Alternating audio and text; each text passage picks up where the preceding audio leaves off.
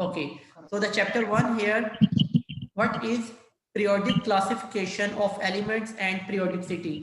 Anybody knows and have any idea about periodicity और classification? Classification के बारे में अगर कोई आपका आइडिया है तो शेयर करें. If anybody knows, first raise his hand.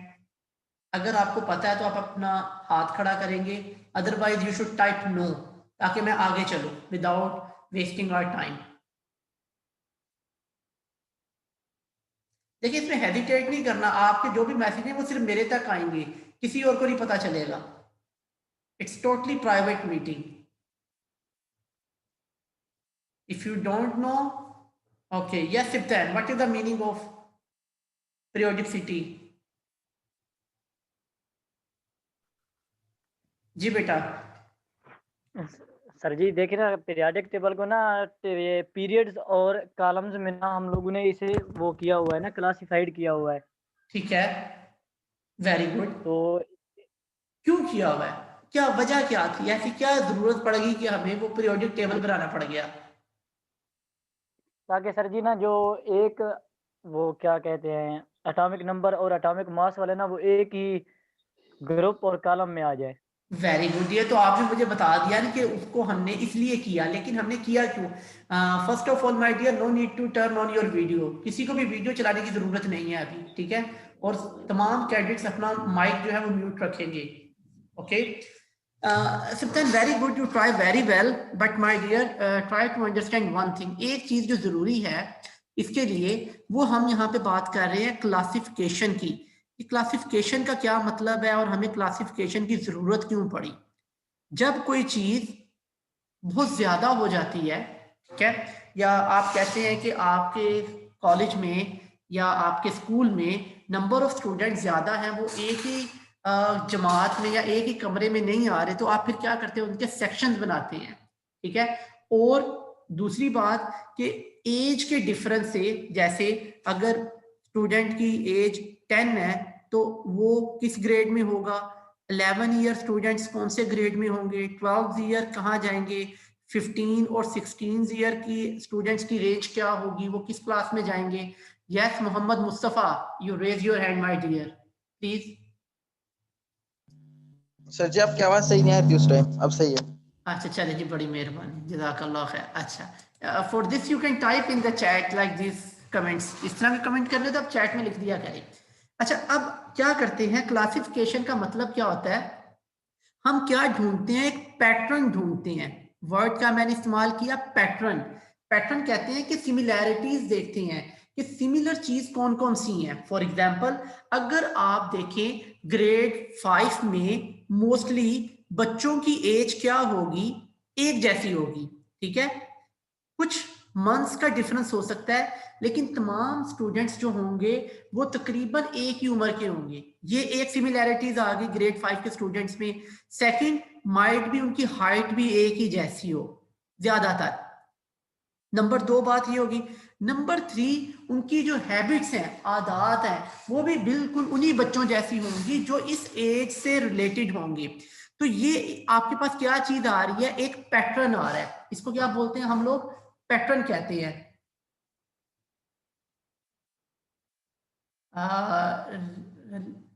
C3, can you tell me your correct name? This Raleem, I think. Asim Mazhar. Okay. बेटा आपको स्क्रीन नजर आ रही है? पहले आप ये बताएं, आवाज आपको क्लियर है? Kindly let me know. Sir आवाज क्लियर नहीं आ रही. आवाज क्लियर नहीं आ रही. बाकी तो माशाल्लाह सबको क्लियर आ रही है. ये अली हमजा, क्या नाम है इनको, सिप्तान को आ रही है. मुस्तफा ने कहा ठीक आ रही है आवाज. सर एक सेकंड में नेट चेंज कर लूं, कनेक्शन चेंज करके देखता हूं. आप चेंज कर ले, लेकिन बाकियों को आवाज क्लियर है और ये रिकॉर्डेड हो रहा है लेसन. आप परेशान ना हो, ठीक है? यही आपको लिंक में यूट्यूब में मिलेगा lecture. Don't worry about that. Okay. अच्छा, अभी हमने पहली बात की कि क्लासिफिकेशन में हम क्या क्लियर आ रही है सर. चले, thank you very much. Now mute your mic, that's good.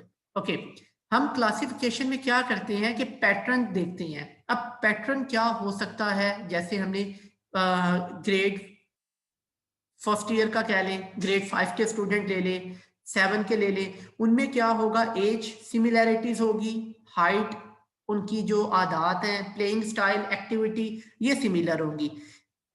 आगे चलते हैं, आगे वो वर्ड आपको बता रहा है क्लासिफिकेशन ऑफ एलिमेंट्स, ठीक है। Before to going to discuss this term, can anyone tell me what is an element? जो इसको पता है वो अपना हाथ जो है वो रेज हिज हैंड, वो अपना हाथ खड़ा करेगा। What is an element? I want to know about the element, please. Element क्या होता है? If you don't know, you can type no. Don't worry. What is an element?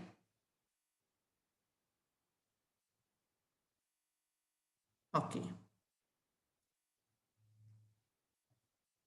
My dear, don't waste time. Please do quickly, respond quickly. If you know, raise your hand. If you don't know, okay. Yes, again, Siptan Bloch. Yes, my dear. Sir आपके question की समझ नहीं आई, आप पूछ क्या रहे हैं sir? अच्छा, मैंने ये पूछा है कि एलिमेंट किसे कहते हैं, व्हाट इज एन एलिमेंट? अभी समझ आ गई है? सर जी डिफाइन ये एलिमेंट। भी तो एलिमेंट्स है ना सर जी, जैसे बेरिलियम हो गया, मैग्नीशियम हो गया, ये एलिमेंट्स ही हैं सर। क्यों डिफाइन क्या करोगे आप, इसकी डेफिनेशन क्या करोगे? Element is a group of atoms. Well done Hamza, you try very well, but it's not half answer, not correct. Hamza type the message, उन्होंने बताया कि element is a group of atoms.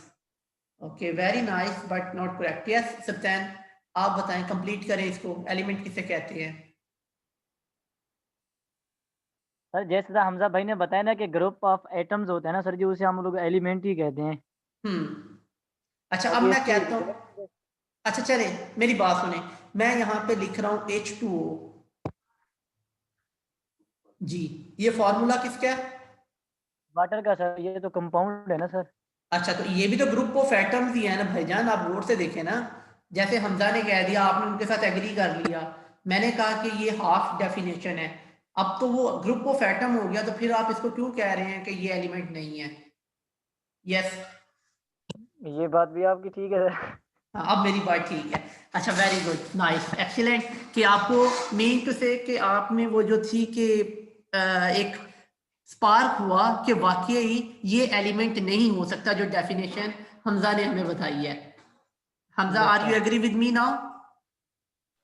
Yes sir. Okay, चलिए अब देखते हैं कि Similar अब group of atoms. Well done Asim, माशाल्लाह, वेरी गुड, एक्सीलेंट। अब आसिम ने क्या कहा कि similar, okay, similar group of atom, ये कंप्लीट डेफिनेशन है।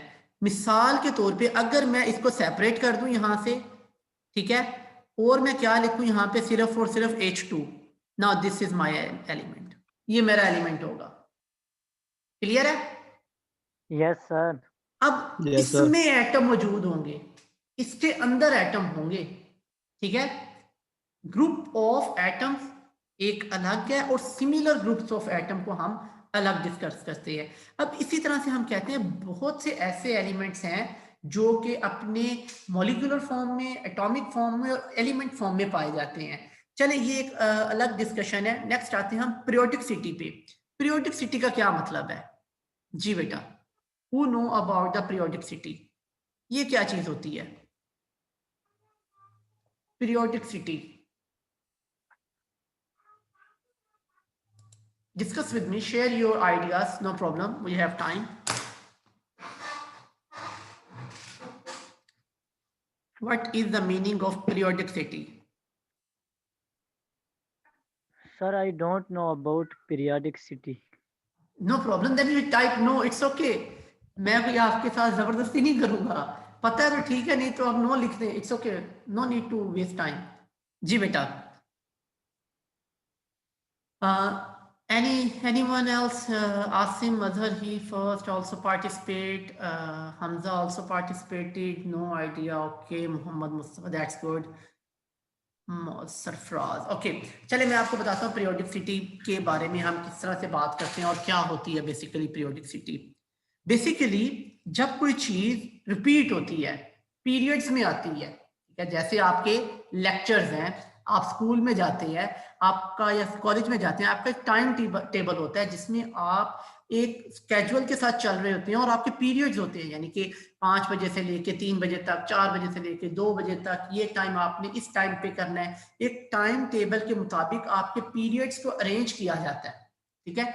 इसी तरह से बिल्कुल एलिमेंट्स को क्या किया जा रहा है, अरेंज किया जा रहा है। और वो कोई ऐसे नहीं उनको उठा के किसी को वहां रख दिया, किसी को वहां रख दिया, जैसे हमारे साथ डिस्कस किया था शुरू में सिप्तान ने कि हम उसके एटॉमिक नंबर और एटॉमिक मास को डिस्कस करते हैं। बिल्कुल इसी तरह से हम एलिमेंट्स के जो है वो पीरियड्स को भी डिस्कस करते हैं कि कौन सा एलिमेंट किसके बाद आएगा और क्यों आएगा, ठीक है ना। ये बात नहीं है कि हमने सिर्फ उसको अरेंज करना है, हमने उसकी रीजन तलाश करनी है, उसके पीछे बात करनी है कि क्यों आएगा। So today's lesson is only about the introduction of chapter 1 in which we discuss number 1। हमने क्या बातें डिस्कस की आज के लेक्चर में बेटा, कि पीरियोडिक क्लासिफिकेशन क्या है, ठीक है। इस क्लासिफिकेशन का मतलब क्या होता है, तो क्या होता है क्लासिफिकेशन का मतलब, एनीवन नोज? तकसीम सर।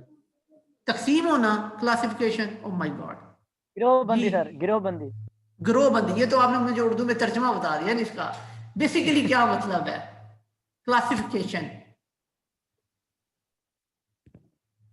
एनीवन मोर? Arrangement sir.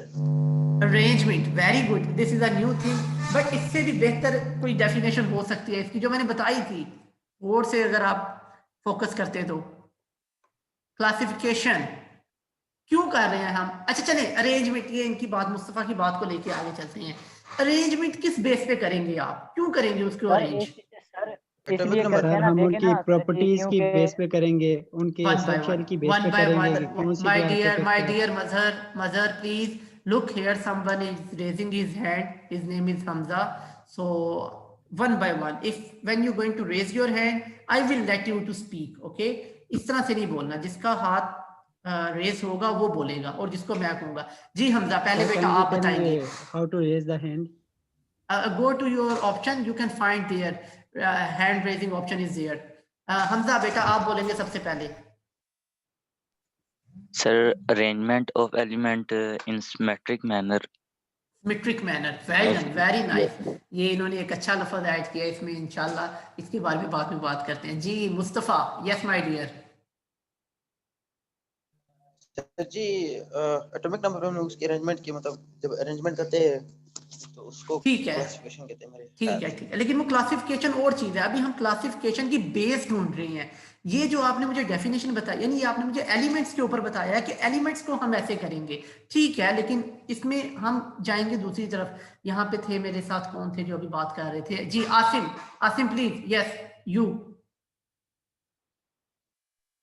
सर हम एलिमेंट्स को सर उनके सबशेल की बेस पे करते हैं कि कौन से एलिमेंट से किस सबशेल में लेकर हम सेम वालों को एक साइड पे कर लेते हैं।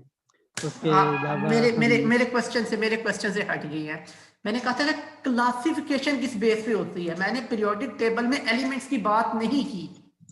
मैं Sir, पूछ रहा हूँ properties की base पे, वेरी गुड, properties की base पे। Well done. जी सिप्तान, आप कुछ कहना चाह रहे हैं? सर जी हम क्लासिफिकेशन इसलिए करते हैं ना, क्योंकि सर जी देखे ना, जो अब एक चीज बहुत ज्यादा मिकदार में आ जाती है ना, तब फिर उसे गिनना बहुत मुश्किल होता है।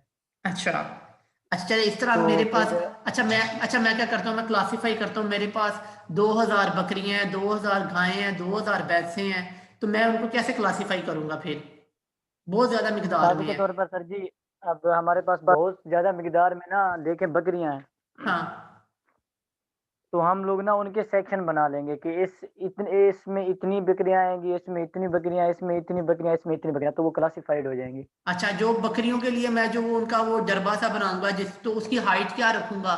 बराबर रखूंगा जिसमें मैं भैंसे और गायें रखूंगा, या उनका वो जो उनकी जो कोठरी बनाऊंगा वो छोटी रखूंगा नहीं उसकी नहीं सर हाइट? उनकी जी, जाहिर सी बात है ना उन सर जी, अब देखिए ना, जब जो एक हाइट वाली होगी ना, उनको हम लोग उनका एक अलग ग्रुप बनाएंगे और उनका एक झोपड़ा भी अलग बनाएंगे ना, उनके मतलब हाँ, जो अभी अभी उनमें समा जाए। Now now you become on a track. अब सुने मेरी बात गौर से, बिल्कुल ठीक कहा। properties, सर हाँ properties की बेस पे ना, जैसी properties जिसकी होंगी उसके हिसाब से उसका दड़बा बन जाएगा। वेल ऊंची डन। हाइट वाले का ऊंचा और छोटी हाँ हाइट वाले का ठीक, अच्छा छोटा बन जाएगा। चले फिर, अच्छा चले अब आपने क्लासिफिकेशन से फिर क्या सीखा क्लासिफिकेशन बेटा हमें क्या बताती है? क्लासिफिकेशन हमें पैटर्न बताती है।